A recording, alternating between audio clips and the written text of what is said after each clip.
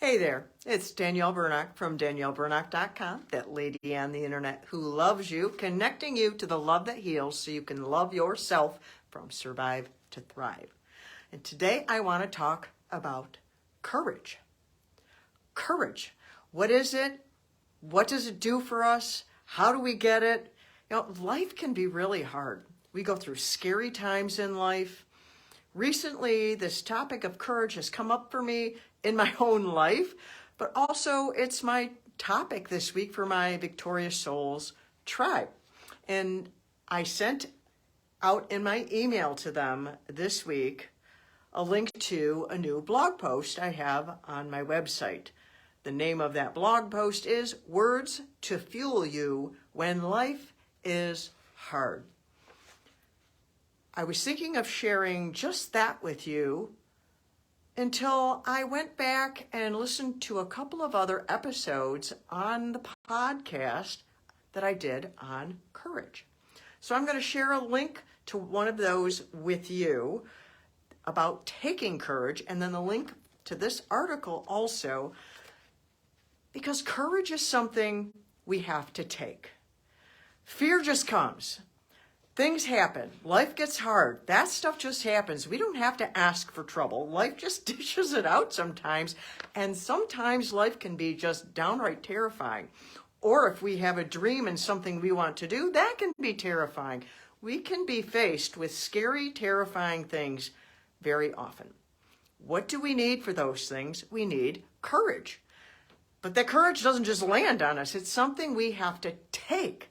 Courage begins with a choice. We have to choose to become courageous. And when we choose to become courageous, it gives us power. It's not easy all the time. It's not magical. It doesn't, like I said, it doesn't happen all by itself. We can fuel ourselves with courage, though, by putting words in us on purpose, through quotes or Bible verses or a song. This past Sunday at church, we sang a song called Take Courage. Take courage. And it talked about how God is there while we're waiting to get to wherever it is we're trying to get to, while we're trying to overcome whatever we're trying to overcome, while we're dealing with something that's hard or scary, or thoughts that are coming against us, or fears that are on the horizon, or maybe something even just unknown. Fear comes, but we can have courage if we will take it. I want to encourage you to take courage, and I will give you a couple of things to help you take that today, because it's not easy all the time. In fact, I don't know if it's ever easy. Is courage ever easy? I don't know. If you think it's easy, you let me know. But it is possible. In the episode I'm going to share with you, I talk about how I had to take courage to publish my first book. That terrified me. To put that story out there for everyone to read, things that I had just learned about myself, it was terrifying. But I took courage because there was a reason, because there was a cause. That's one of the things that helps us be motivated to take the courage is why. Why do we want to take this courage? Why do we want to go past this fear? Why do we want to face this fear? Why do we want to get to the other side? Why do we want to do that thing? Why did I want to publish my book? Why do you want to go get a new job? Why do you want to have a hard conversation with someone? These things are hard, but we have a reason.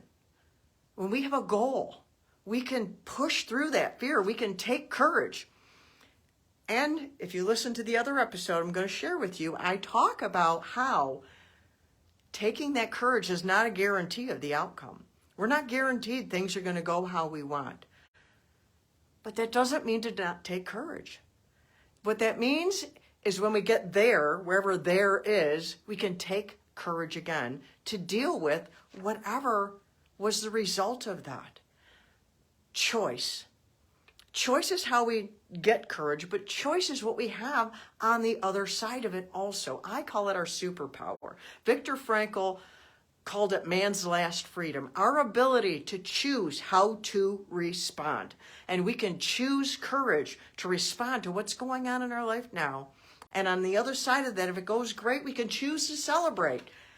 But if maybe it doesn't go so awesome, we can choose how to respond then. We can go back and redo it. We can have a second conversation. We can republish the book, which I had to do. Both of my books, I republished them because there is no such thing as perfect. Maybe you'll have a conversation 10, 12 times before it goes right. My mom and I built a bridge. It took many, many, many conversations. Probably a whole lot of misunderstanding. It was so long ago, I don't remember all the details, but I do remember it was worth taking the courage to get to the other side. I love you. I encourage you to take courage no matter what you're facing, and then choose your response with intention on the other side and take courage again. So until next time, mwah, I love you.